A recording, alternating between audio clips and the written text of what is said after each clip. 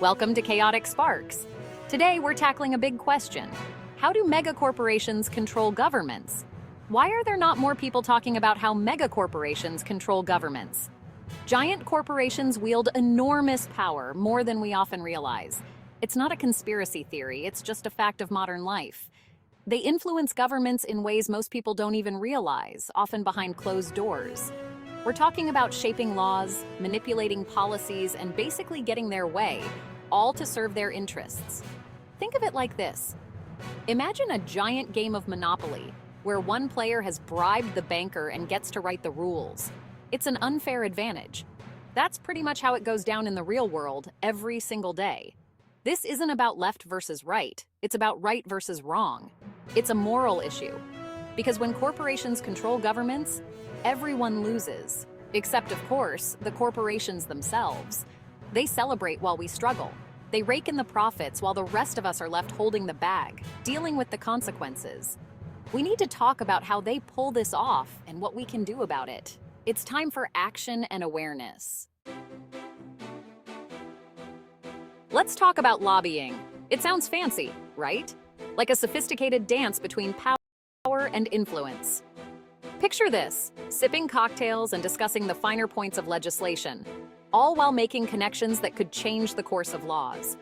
But in reality, it's more like legalized bribery, where money and favors flow freely.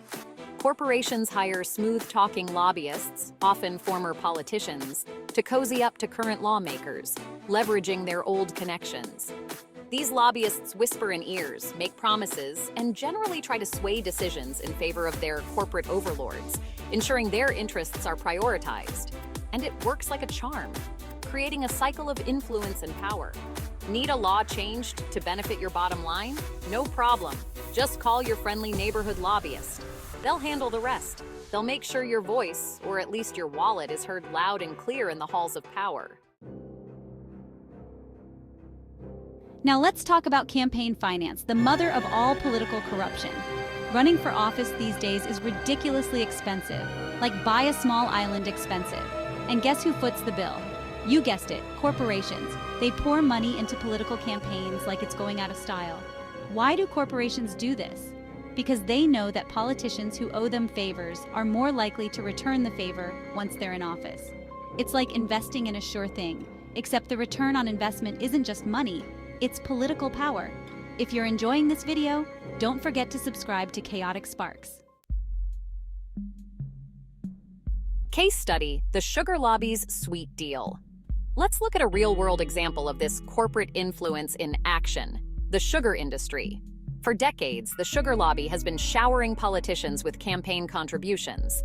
And guess what? Those politicians have been incredibly kind to the sugar industry in return. They've subsidized sugar production, slapped tariffs on imported sugar, and even influenced dietary guidelines to downplay the negative health effects of sugar. This is a classic example of how corporate interests can trump public health and well-being. The revolving door, from public service to corporate profits. Ever notice how politicians and government officials often end up working for the same industries they used to regulate? This isn't a coincidence. It's called the revolving door, and it's a major problem. Imagine this. You spend years working in government, gaining insider knowledge and making connections. Then, you leave to work for a corporation that can use that knowledge to influence your former colleagues. It's a cozy arrangement, but it's terrible for democracy. The price of corporate influence. So what's the big deal with all this corporate influence? Why should we care? It's a question that affects every aspect of our lives, from the air we breathe to the fairness of our elections. Well, here's the thing. When corporations control governments, it undermines democracy. It shifts the balance of power away from the people and towards those with the deepest pockets. It means that laws are written to benefit the wealthy and powerful, not the average person. Policies that should protect the public good are instead tailored to maximize corporate profits. It means that our health, our environment, and our future are all up for sale to the highest bidder. The consequences are dire, from increased pollution to weakened labor rights. And that's not the kind of world most of us want to live in. We envision a society where fairness and justice prevail, where the common good is prioritized. We need to start demanding accountability and transparency from both our elected officials and the corporations that try to buy them. It's about reclaiming our voice and our power. Because when it comes to democracy, we can't afford to let corporations call the shots.